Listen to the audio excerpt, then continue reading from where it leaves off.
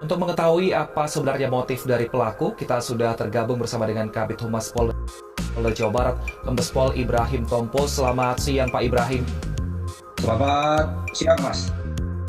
Baik, Pak Ibrahim, benarkah ini masalahnya hanya karena parkir atau ada motif lain, Pak, di balik penganiayaan ini? Ya, pertama kita menyampaikan prihatin ya dan turut belasungkawa terhadap korban yang mengakibatkan meninggal dunia dari kejadian ini. Memang peristiwa ini terjadi pada tanggal 16 Agustus 2022 sekitar jam 8 pagi, di mana diawali dengan peristiwa korban memarkirkan kendaraan di depan rumah tersangka, kemudian ditegur oleh karyawannya agar tidak parkir. Kemudian terjadi debat mulut antara karyawan dan juga korban. Kemudian tersangka keluar dengan membawa pisau di tangan di dalam kantong. Nah, kemudian langsung melakukan penyerangan ke korban. Baik, Pak Ibrahim, tersangka ini kan sebelumnya tidak berada di lokasi pada saat karyawan dengan korban ini bertengkar, begitu. Nah, apakah ketika keluar itu sudah berniat untuk membunuh karena membawa pisau atau memang sedang memasak pisaunya terbawa sehingga tersulut emosi? Ya, ini juga ada beberapa hal yang perlu kita review kembali ya. Dari rilis pertama memang kita merilis dengan konstruksi dari fakta-fakta yang kita peroleh bahwa tersangka itu sedang memasak di dalam dapur dan kemudian keluar dan terjadi pertengkaran, dan setelah pertengkaran mulut kemudian terjadi adu jotos.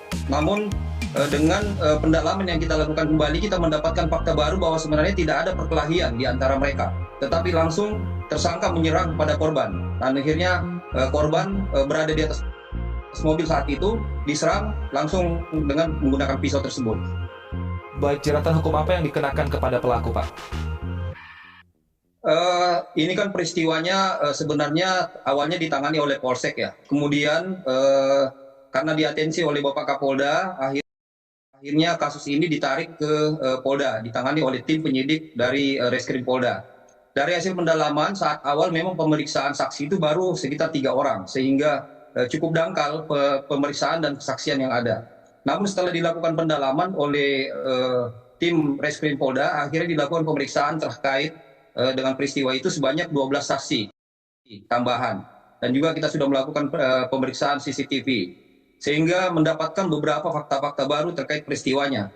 Jadi dari awal pemeriksaan ini, tersangka maupun saksi-saksi sempat berbohong, menyampaikan bahwa dia awalnya diludahin pada saat sebelum kejadian penikaman.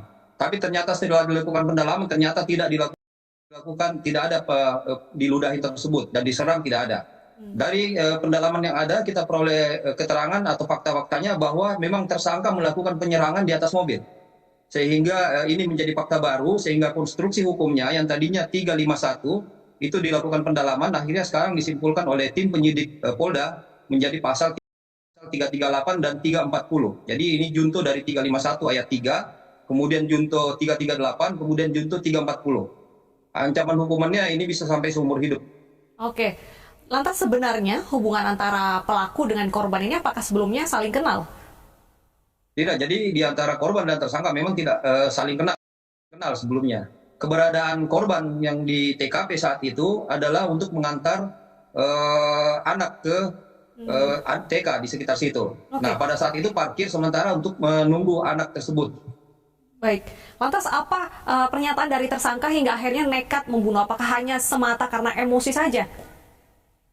Inilah yang menjadi penasaran yang harus kita lakukan pengungkapan ya.